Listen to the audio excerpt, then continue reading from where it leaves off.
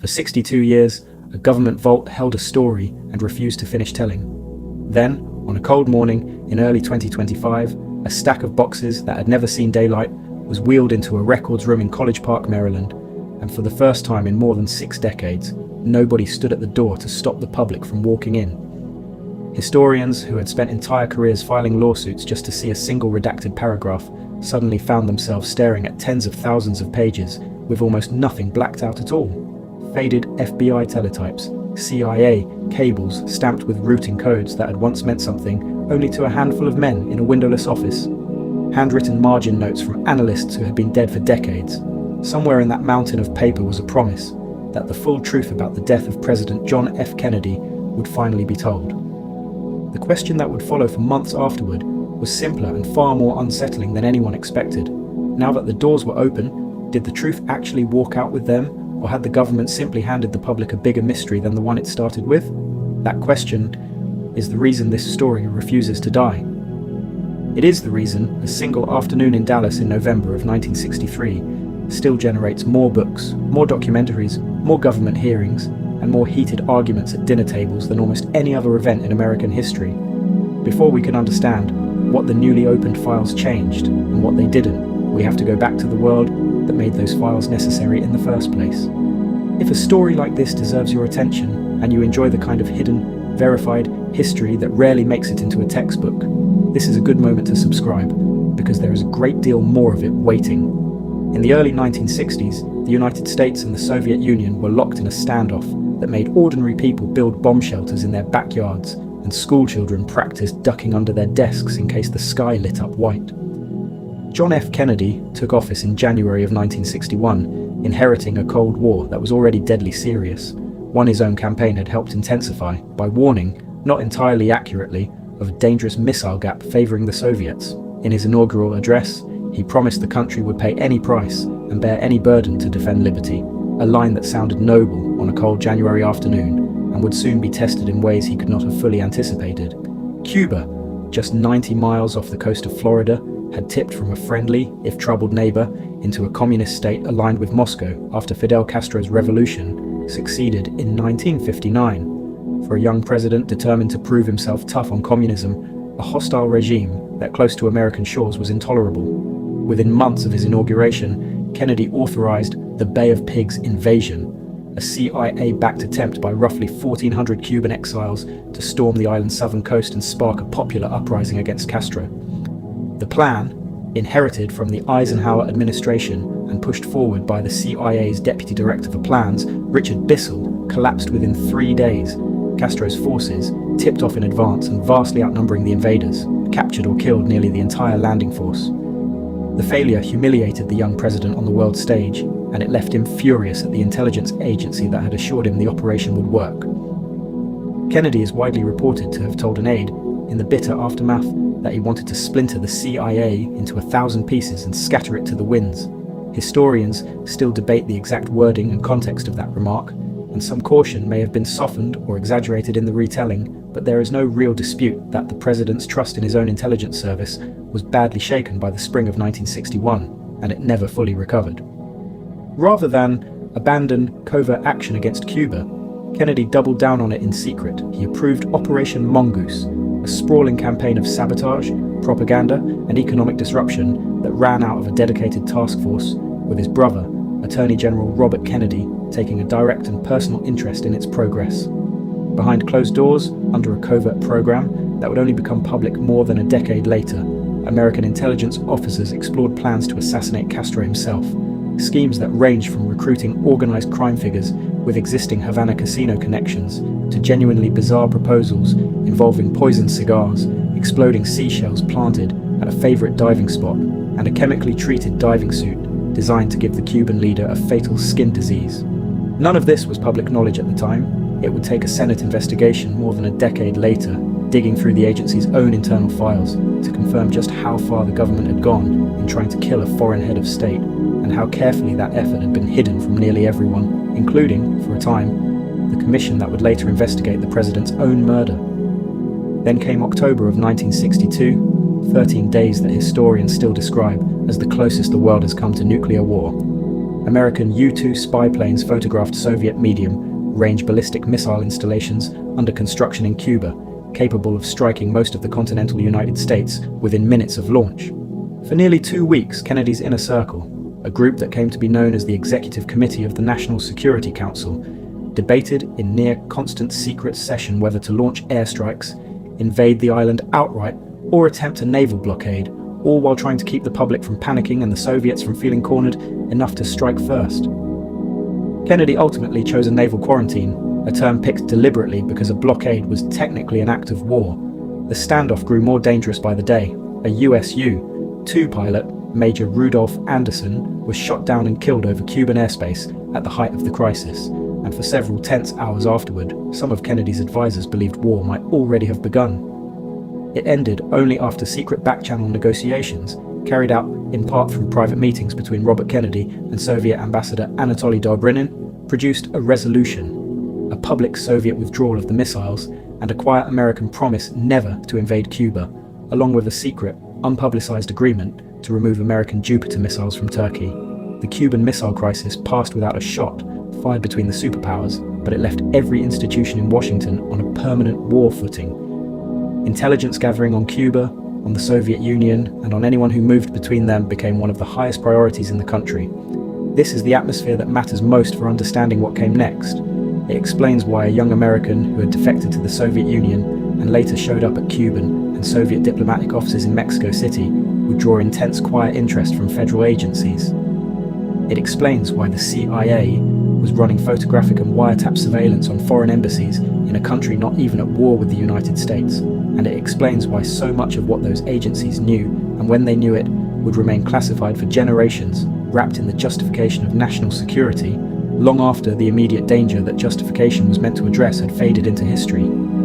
Kennedy himself, in the last months of his life, had begun tentatively signaling a shift away from confrontation, delivering a widely noted speech at American University in June of 1963, calling for a re-examination of Cold War attitudes toward the Soviet Union, and signing a limited nuclear test ban treaty with Moscow just weeks later. Whether that softer posture toward the Soviets, paired with his continued covert hostility toward Cuba, played any role in the events that followed in Dallas is a question that has never been answered with any certainty, but it is part of the tangled, high-stakes world Kennedy was operating in during his final year in office. By November of 1963, Kennedy was looking ahead to his re-election campaign, and Texas was a state he could not afford to lose. The Democratic Party there was fractured, split bitterly between conservative Governor John Connally's wing and the more liberal faction aligned with Senator Ralph Yarborough, and the trip was designed partly to smooth over those divisions and partly to shore up support and campaign funds ahead of 1964. Kennedy and his wife, Jacqueline, arrived in Texas on November the 21st, with stops in San Antonio, Houston, and Fort Worth, where the president delivered brief remarks outside his hotel to a crowd gathered in a light rain, joking that Jackie always took longer to get ready because, unlike him, she actually had to look good. It was one of the last light moments of his life. Dallas in November of 1963 was a city with a complicated relationship to national politics. It had a reputation, fair or not, for right-wing hostility toward the administration, and just a few weeks earlier, Adlai Stevenson, the US ambassador to the United Nations, had been jostled, jeered, and spat upon by a hostile crowd during a visit to the city. A handbill circulating in Dallas that week, styled like a wanted poster, accused Kennedy of treason. Some of the president's aides had quietly worried about how Dallas would receive him, and there had even been talk, before the trip, of leaving the bubble top on the presidential limousine for protection, though it offered no ballistic protection at all and was removed that morning once the weather cleared. Those worries seemed unfounded when Air Force One touched down at Love Field shortly before noon. The crowds that gathered along the motorcade route were large and enthusiastic, waving, cheering, straining for a glimpse of the president and the first lady in the open-top presidential limousine, a customized 1961 Lincoln Continental. The sun had broken through after early morning rain, and the top of the car had been left down so the crowds could see them clearly, a decision that would later be scrutinized endlessly by investigators and researchers alike. The motorcade wound through downtown Dallas, past cheering onlookers, packed along Main Street 8 and 10 deep in places, before turning right onto Houston Street and then making the sharp, near hairpin left turn onto Elm Street that would take it through Dealey Plaza, past a grassy slope rising toward a low picket fence and a railroad overpass, and toward the highway underpass beyond. It was, by every account from that morning, one of the friendliest welcomes of the entire Texas trip. Nellie Connolly, the governor's wife, turned around in her seat and told the president, with evident pride, that he certainly could not say Dallas didn't love him. Nothing in the mood of the crowd suggested what was about to happen. At approximately 12:30 in the afternoon, as the limousine passed in front of the Texas School Book Depository, a 7-story warehouse building at the corner of Elm and Houston, shots rang out across Dealey Plaza. Amateur filmmaker Abraham Zapruder, standing on a small concrete pedestal along the motorcade route with a home movie camera, captured roughly 26 seconds of the shooting on color film, footage that would become perhaps the most scrutinized 26 seconds of film in American history, studied frame by frame for decades by investigators, researchers, and conspiracy theorists alike. Within seconds, President Kennedy was struck. Texas Governor John Connolly, riding in the same car directly in front of the president, was also seriously wounded, struck in the back, wrist, and thigh.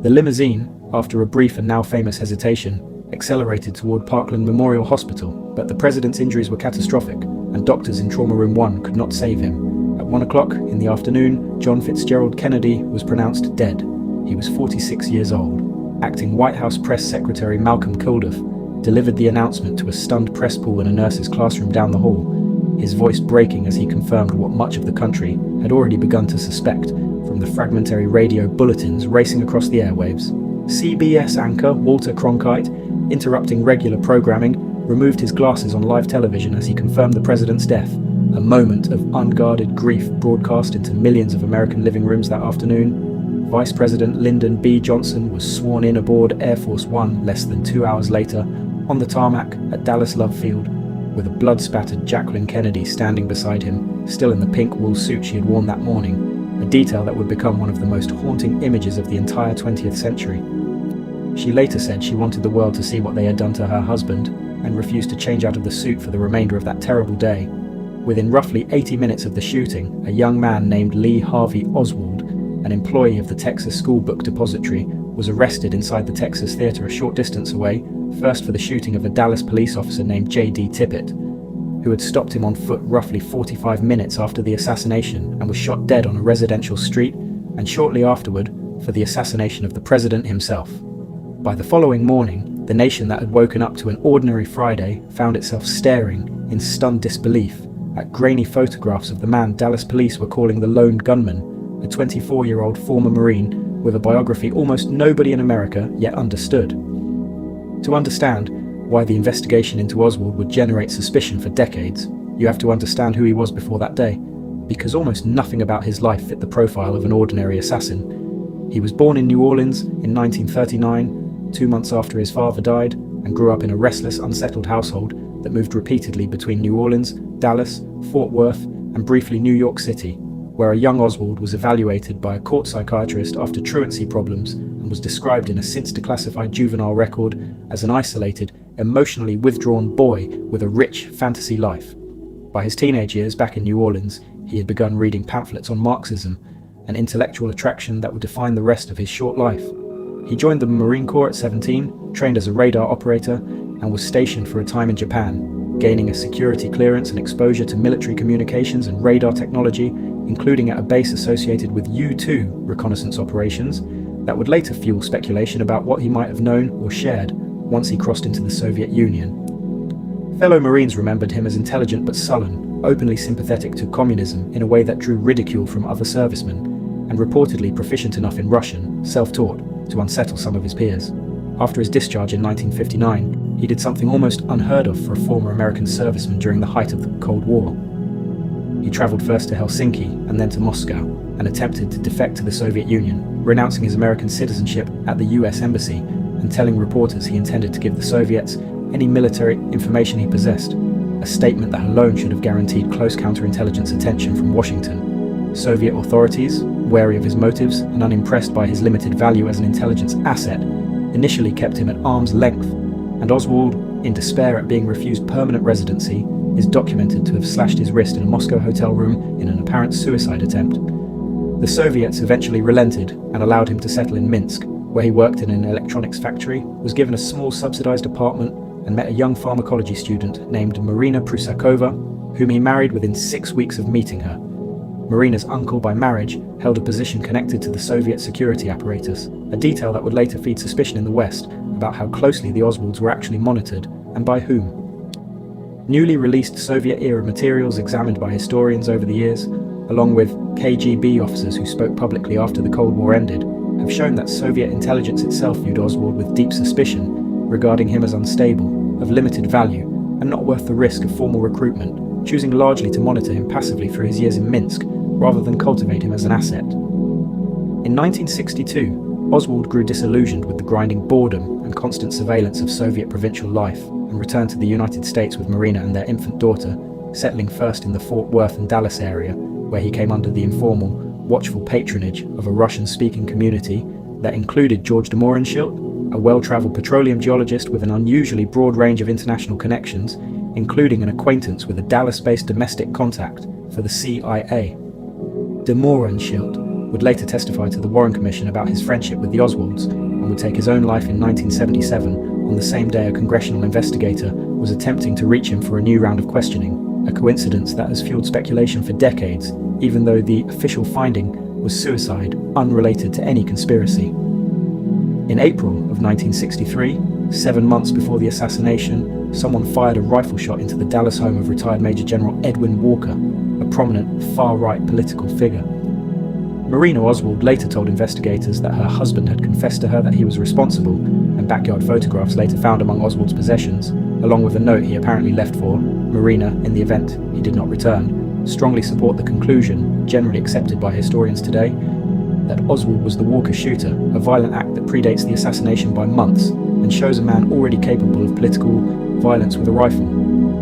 Later that year, Oswald and his family relocated to New Orleans, and it was there, in the summer of 1963, that his activities took another unusual turn. He founded a one-man chapter of the Fair Play for Cuba Committee, a pro-Castro advocacy organization, printing his own membership cards and renting a post office box under the alias A.J. Hidell, a name he would later use to mail order the very rifle found on the 6th floor of the Texas School Book Depository.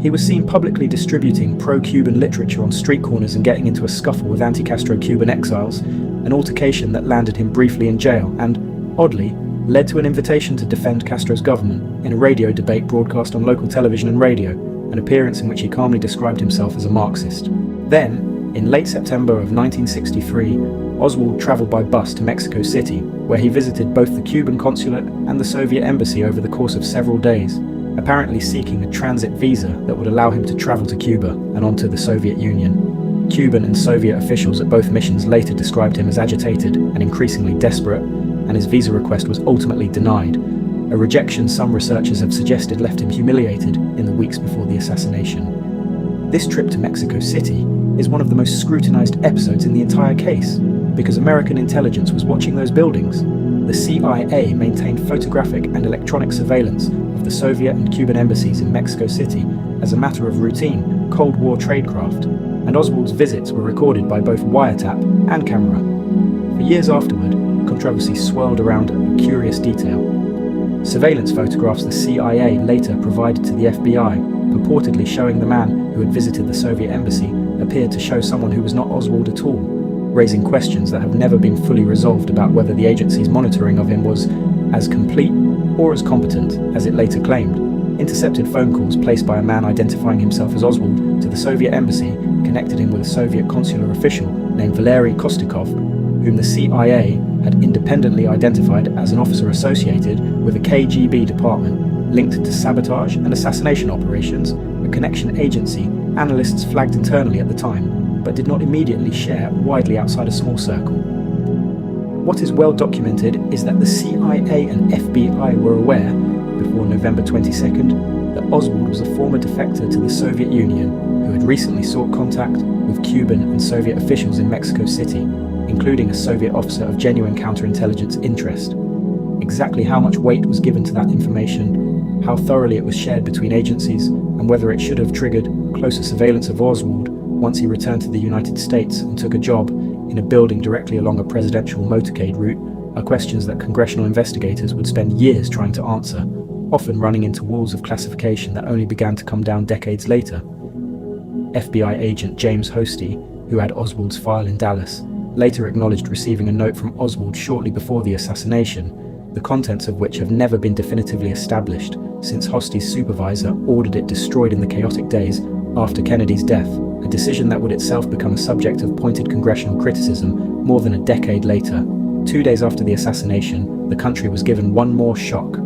As Oswald was being transferred between jail facilities in the basement of the Dallas police headquarters, in full view of live television cameras broadcasting to a nation still reeling with grief, a Dallas nightclub owner named Jack Ruby stepped out of a crowd of reporters and shot him at point-blank range with a snub-nosed revolver.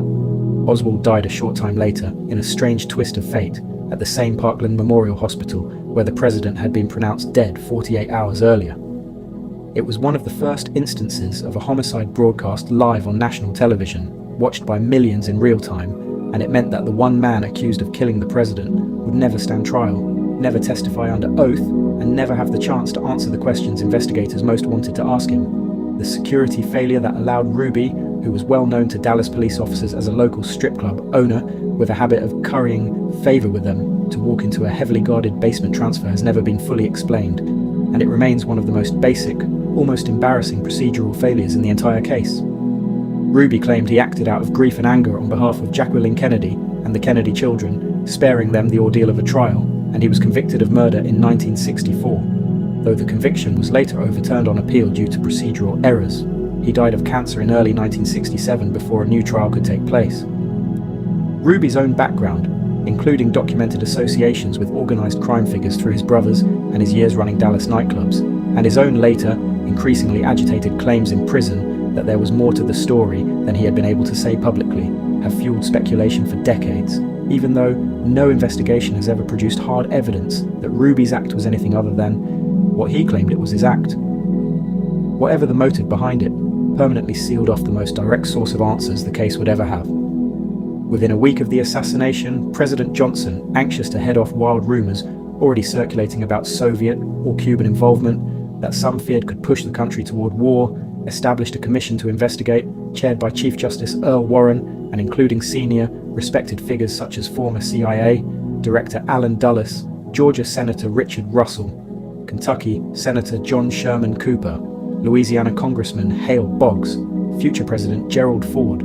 then a Michigan congressman, and former World Bank President John McCloy. The inclusion Dulles, fired by Kennedy himself after the Bay of Pigs disaster just 2 years earlier, has long struck researchers as an unusual choice for a commission meant to investigate whether any federal agency had failed the president it was supposed to protect, and it is a detailed conspiracy researchers have returned to again and again over the decades. The Warren Commission worked for nearly a year, reviewing evidence assembled primarily by the FBI and Secret Service, rather than through its own independent investigators, and interviewing hundreds of witnesses, though critics have long noted that the Commission's reliance on the FBI for its evidentiary foundation was itself a point of vulnerability, since the FBI had its own institutional interest in demonstrating that it had not been negligent in monitoring a man it already had a file on. In September of 1964, the Commission released an 888-page report concluding that Lee Harvey Oswald acted alone, firing 3 shots from the 6th-floor window of the Texas School Book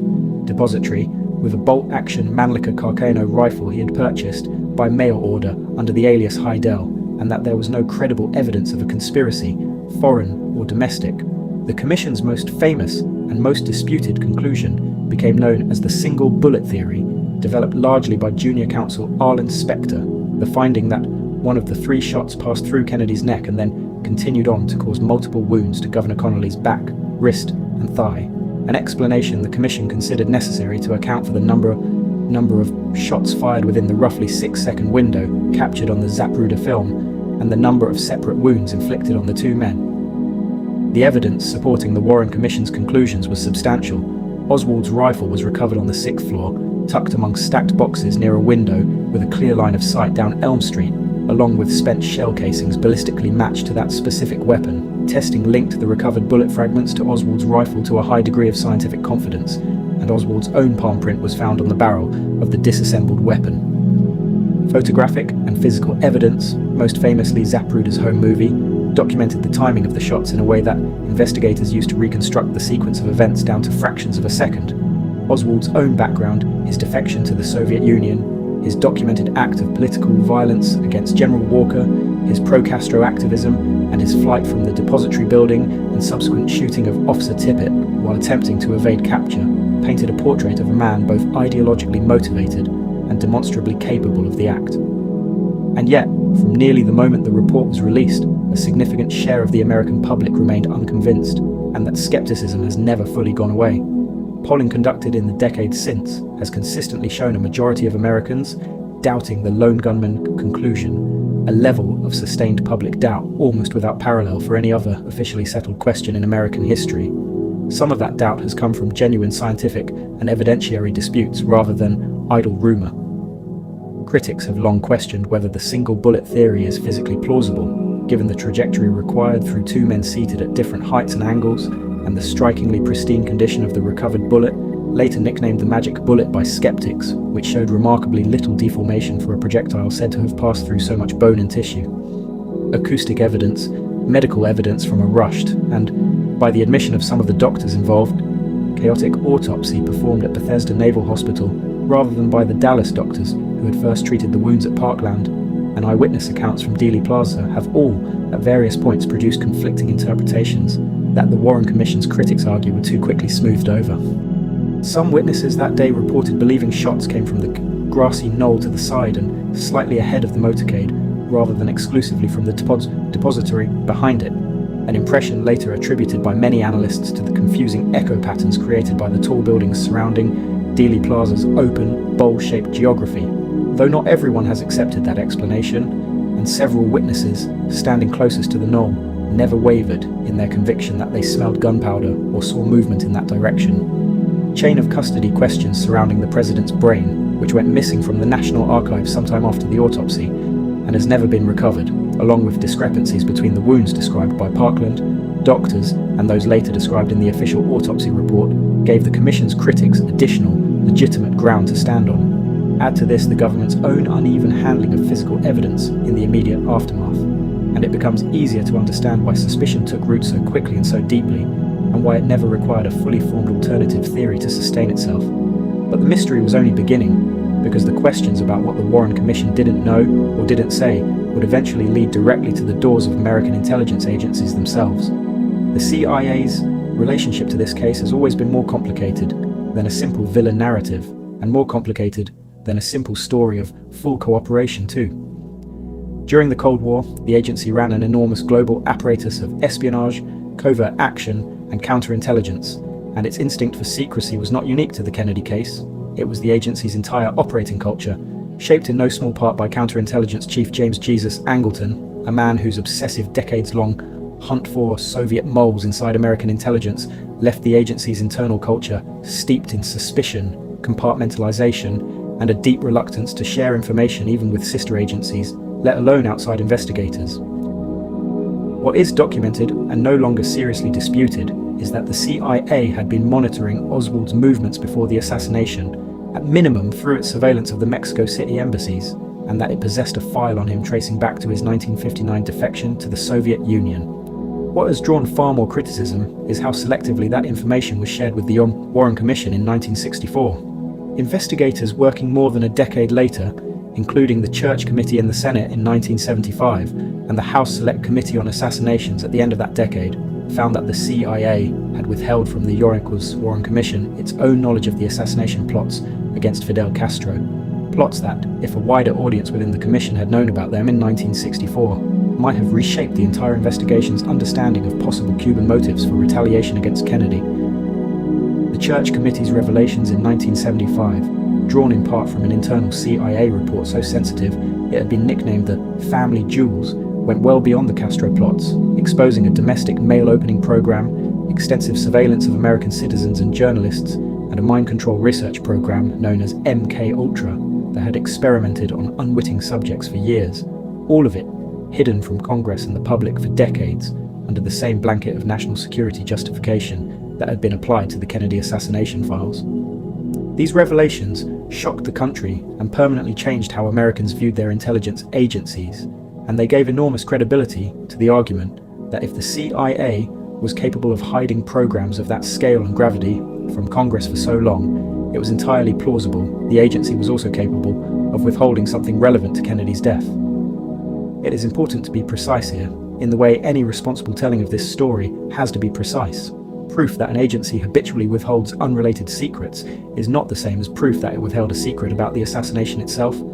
but it was in this same era of hearings and disclosures that historians first began to seriously question whether the CIA, whatever its role or non-role in the assassination itself, had at minimum failed to be forthcoming with the commission investigating it, and whether that failure was driven by a desire to protect sensitive, unrelated operations rather than to obstruct the truth about the president's death.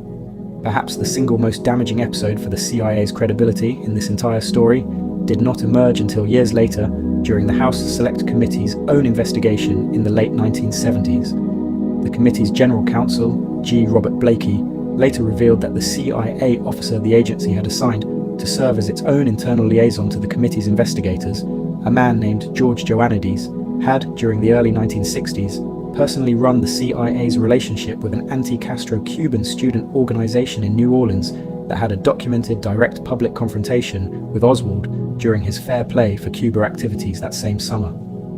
The CIA never disclosed this prior connection to the committee it had assigned Joannides to assist, a non-disclosure Blakey would later describe, after learning the full story decades afterward through his own persistent record requests, as an act that effectively obstructed the very investigation the agency claimed to be supporting. It remains one of the clearest, most concretely documented instances in the entire case of the CIA actively shaping what congressional investigators were and were not permitted to learn about its own prior contact with people connected to Oswald.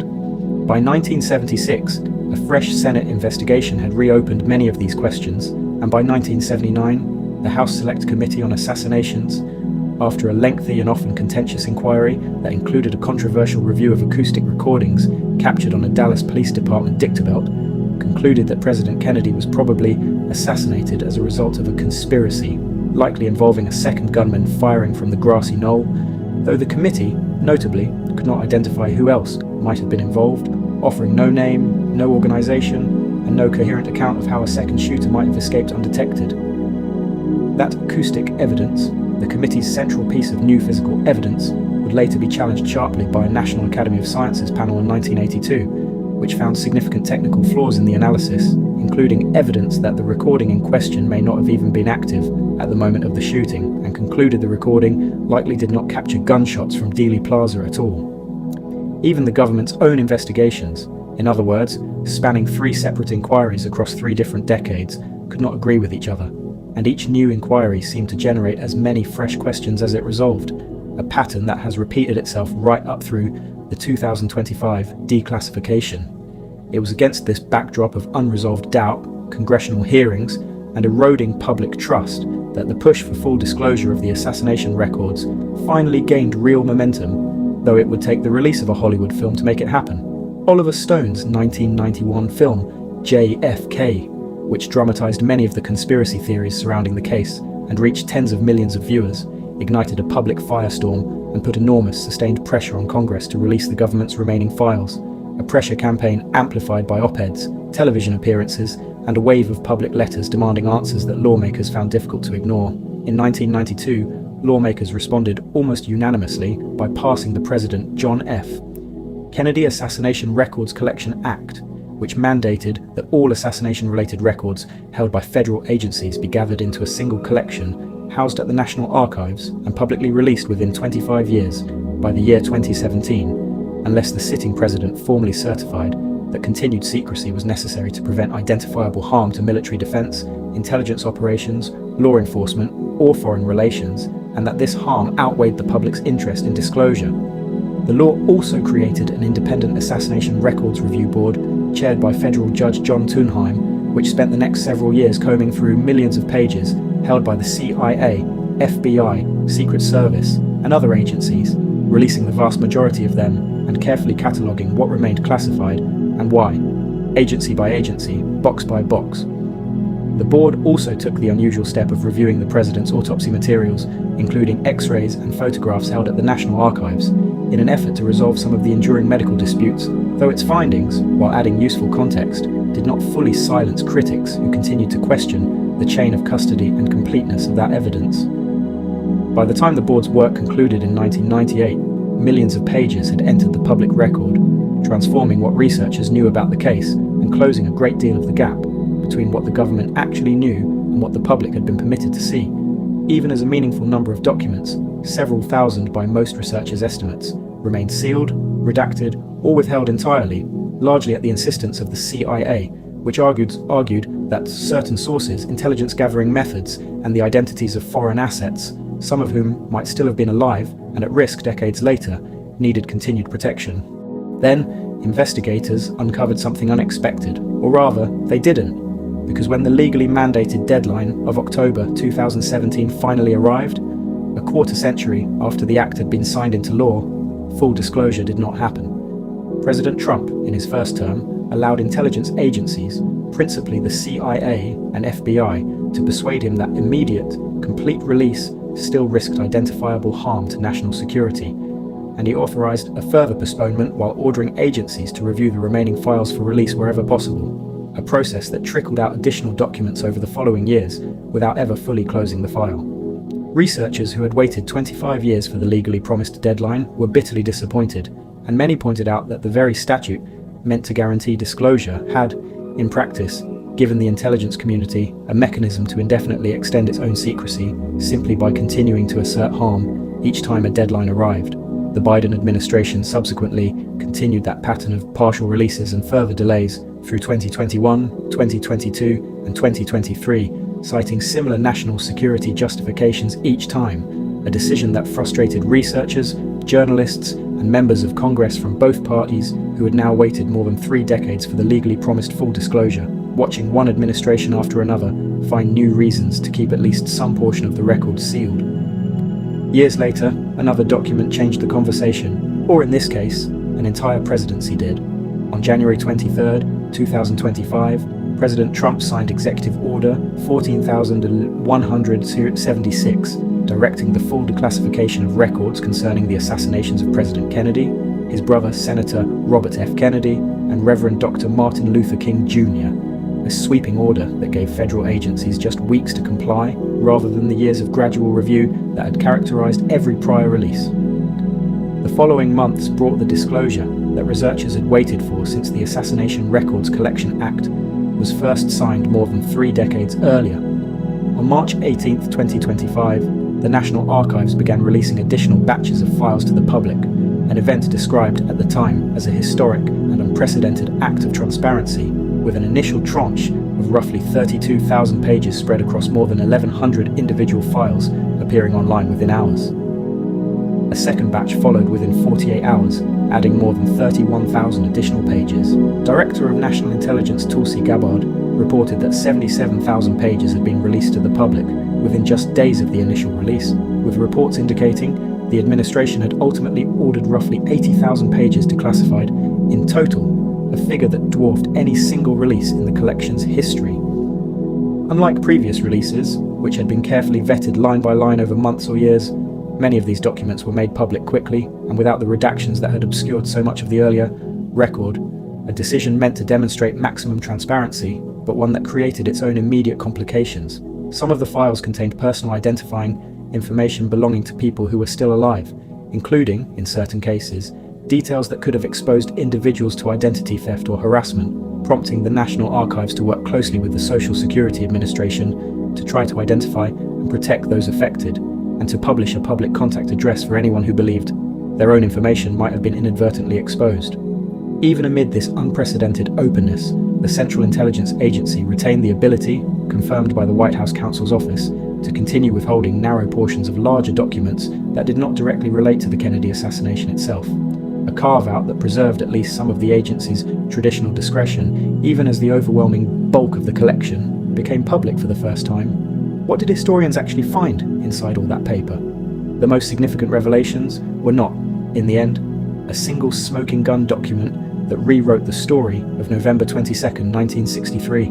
Instead, researchers and organizations like the National Security Archive, a non-governmental research group that had spent decades filing Freedom of Information Act requests for exactly this material, found something almost as revealing in a different way, a far more detailed picture of just how vast and aggressive the CIA's covert operations were across the globe during the Kennedy years.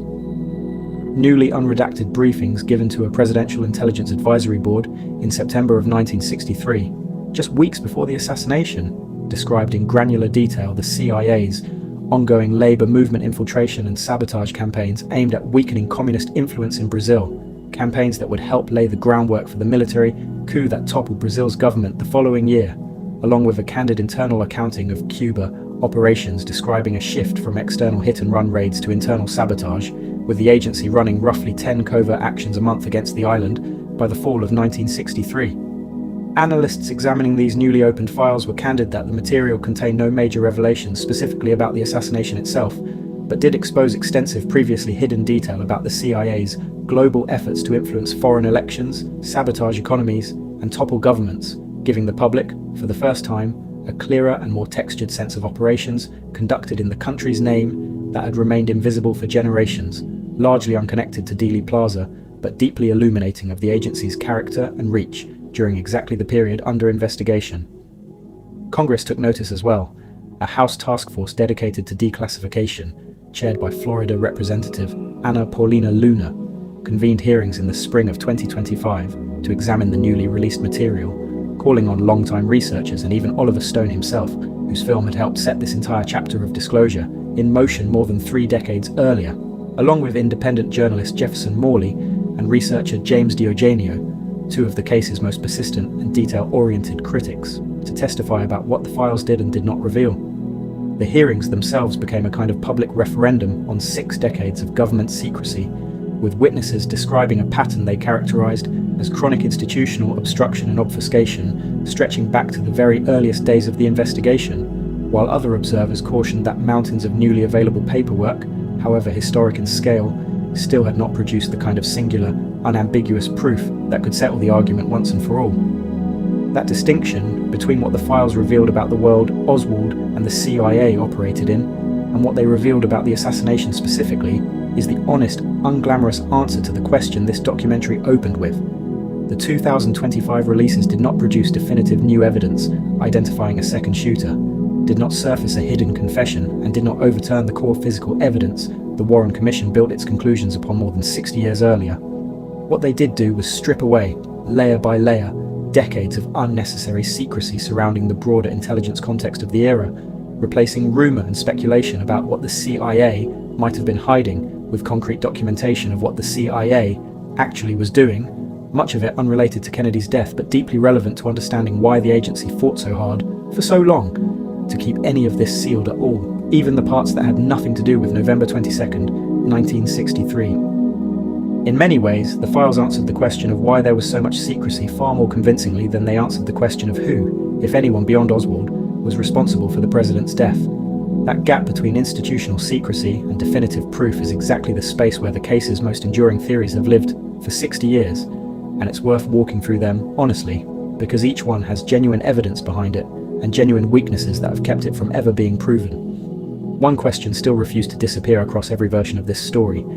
If not Oswald acting alone, then who? The organized crime theory holds that figures like New Orleans boss Carlos Marcello, Tampa's Santo Traficante Jr., or Chicago's Sam Giancana orchestrated the assassination, motivated by the Kennedy administration's aggressive crackdown on the mafia under Attorney General Robert Kennedy, a campaign that hit organized crime harder than any before it, and by lingering anger over the loss of lucrative pre-revolution gambling and hotel operations in Havana that the mob had run for years before Castro shut them down. Supporters of this theory points to Jack Ruby's own documented mob connections through his brothers and years running Dallas nightclubs, and to the House Select Committee's 1979 finding that organized crime figures had both the motive and the operational capability to have been involved, even though the committee stopped short of concluding they actually were.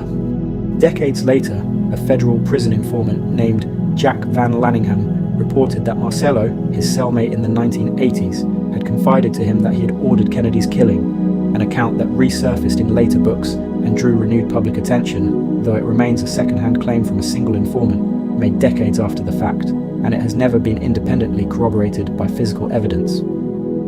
The weakness in this theory is the same one that haunts nearly every alternative to the Warren Commission's findings. Decades of investigation, including extensive later work by federal prosecutors who spent entire careers building successful cases against these same mob figures for other crimes, never produced direct contemporaneous evidence connecting any of them to the assassination itself. The Cuban retaliation theory suggests that Fidel Castro's government, or Cuban intelligence, orchestrated Kennedy's death in response to the CIA's own documented assassination plots against Castro, a motive of genuine and provable strength, given what the Church Committee later confirmed about those plots. In an eerie detail that even skeptics of this theory acknowledge is difficult to dismiss entirely, a CIA case officer met secretly in Paris with Rolando Cubela, a disaffected Cuban official the agency was cultivating to assassinate Castro from within his own government under the code name AMLASH, and offered him a poisoned pen device designed to kill Castro on the very same day Kennedy was shot in Dallas, a coincidence of timing that has struck researchers on all sides of the debate as remarkable, whatever it ultimately means. Oswald's public pro-Castro activism and his attempt to travel to Cuba through Mexico City lend this theory a surface plausibility that others lack,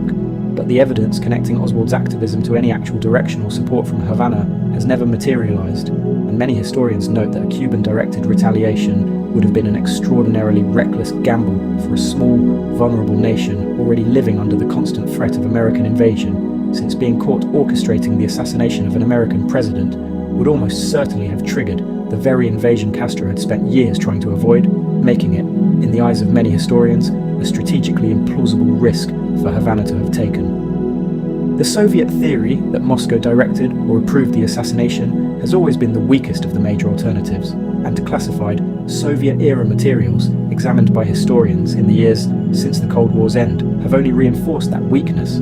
Those records consistently show Soviet officials regarding Oswald as unstable and untrustworthy during his years living in the USSR, a man they monitored with suspicion rather than cultivated as an asset, and the Kremlin's own documented reaction to the assassination was one of genuine alarm, reflecting real fear that the killing might be blamed on Moscow and used as a pretext for American retaliation at the height of the Cold War, hardly the reaction of a government that had ordered the killing itself. The theory did draw some fuel from an unusual internal CIA controversy. A KGB defector named Yuri Nosenko, who came to the United States in 1964, claiming the KGB had shown no real interest in Oswald and had never debriefed him during his years in Minsk, was held by the CIA in harsh, isolated confinement for years because counterintelligence chief James Angleton and others suspected he was a false defector sent to mislead the West about Oswald's Soviet file. That internal dispute over whether Nosenko was telling the truth consumed the agency's counterintelligence staff for the better part of a decade and has never been fully resolved to every historian's satisfaction, but it reflects an argument about Soviet intentions inside the CIA itself, rather than any actual evidence of Soviet direction of the assassination. Finally, the theory that elements within American intelligence agencies were themselves involved, whether the CIA, factions unhappy with Kennedy's handling of Cuba, or some other combination of actors, is the theory that has drawn the most sustained attention over the decades, fueled largely by the CIA's own well-documented pattern of withholding information from investigators, its incomplete and sometimes contradictory accounts of its surveillance of Oswald in Mexico City, and its historical willingness to conduct covert operations, including assassination plots against foreign leaders that were kept hidden from the public and even from Congress for years. One of the more specific claims within this theory came from Antonio Vecchiana, a Cuban exile and anti-Castro activist who told a House Select Committee investigator in the 1970s that he had once seen his own longtime CIA contact, a man he knew only by the alias Maurice Bishop, standing with Oswald outside an office building in Dallas shortly before the assassination. Investigators later came to suspect that Bishop may have been senior CIA officer David Atlee Phillips, who had held a senior post connected to the agency's Mexico City station, though Phillips firmly denied the claim throughout his life. No other witness ever corroborated the sighting, and the identification has never advanced beyond a single, contested eyewitness account made more than a decade after the fact.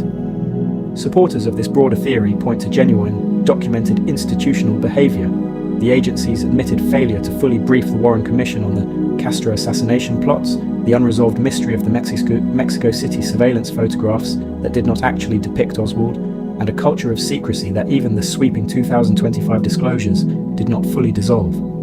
Critics of the theory point out just as fairly that documented bad behaviour and documented secrecy are not the same thing as documented guilt, and that, despite more than 60 years of investigations, congressional hearings, and now the near-total declassification of the government's own files, no piece of hard evidence, no order, no payment record, no credible insider confession has ever surfaced proving that any intelligence agency directed or carried out the assassination itself. What the files have proven, repeatedly and in exhaustive detail, is that these agencies had far more to hide about their broader Cold War conduct than anyone previously knew, which is not the same thing as proving they had something specific to hide about Dealey Plaza.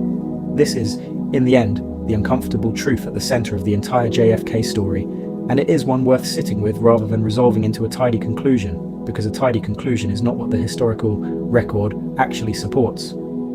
3 days after the shooting, the nation watched a funeral procession move slowly through Washington, a riderless horse with boots reversed in the stirrups walking behind the caisson as a symbol of a fallen leader, and a 3-year-old boy named John Kennedy Jr. standing beside his mother on the steps of St. Matthew's Cathedral, raising his small hand in a salute that remains, more than 60 years later, one of the most reproduced images of grief in American memory. That image endures for a reason. It captures something the case files never fully can, which is the plain, human scale of what was lost that day, independent of every question that followed about who was ultimately responsible for it. More than 60 years after a young president was killed in broad daylight on an American street, the core physical case built by the Warren Commission still stands largely intact, even as legitimate questions about its completeness and about the intelligence community's honesty in supporting it have never been fully laid to rest. The declassification of 2025 was real, and it was historic, closing out a promise Congress made to the American people back in 1992, and finally, after decades of delay under multiple administrations of both parties, delivering on it in a way no one had quite managed to do before. But opening every file in a warehouse does not automatically answer every question a nation has carried for 6 decades, especially when so much of those files illuminate the culture and conduct of the agencies investigating the case rather than the case itself.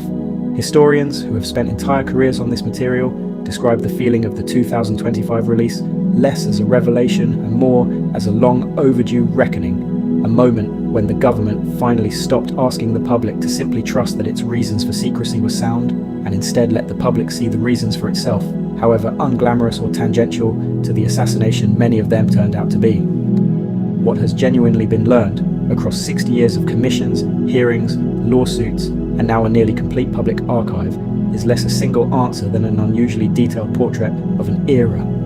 A Cold War intelligence apparatus operating with minimal oversight and enormous latitude. A president who was simultaneously exploring peace with Moscow and waging a covert, deniable war against Havana. And a young, ideologically restless drifter who moved through the edges of that world, defecting to one superpower, agitating for the other's ally, and ending up, whether by design or by circumstance, history has never been able to fully untangle, in a 6th floor window on the one afternoon it mattered most. What remains unanswered is not a small or peripheral detail. It is the central question the entire case was built to resolve, and after 63 years, 3 official investigations, an act of Congress, an independent review board, and the largest single release of classified government records in American history, that question still does not have an answer capable of satisfying everyone who has ever asked it, and it may never have one. If you have sat with these questions, or if you have your own theory about what remains unexplained in Dealey Plaza, this is the kind of history worth discussing thoughtfully, and you're welcome to share your own perspective on what still doesn't add up, respectfully, in the comments below. What continues to make this story so magnetic, decade after decade, generation after generation, is not any single piece of evidence but the peculiar, unresolved tension it represents, a nation's most public tragedy sitting permanently alongside its most secretive institutions, each demanding to be understood on its own terms, neither one ever quite finishing the story the other started. The files are open now, more open than they have ever been, further open than the men who wrote the original 1992 law ever expected they would live to see. What they have given us is not a final answer, but a clearer view of exactly how much was hidden, for exactly how long, and exactly why that secrecy became so hard for successive governments of very different political character to give up. Perhaps that, in the end, is the real lesson history leaves behind, that understanding the evidence honestly, including everything it fails to prove, matters more than choosing the story that feels most satisfying. A nation does not need every mystery solved to learn something true about itself from it. It needs only the honesty to admit which parts remain unknown, and the patience to keep asking, without ever mistaking the asking for the answer. 63 years after the shots rang out on Elm Street, the paper trail has finally caught up with the public's patience. Whether it has caught up with the truth is a question history may simply never finish answering.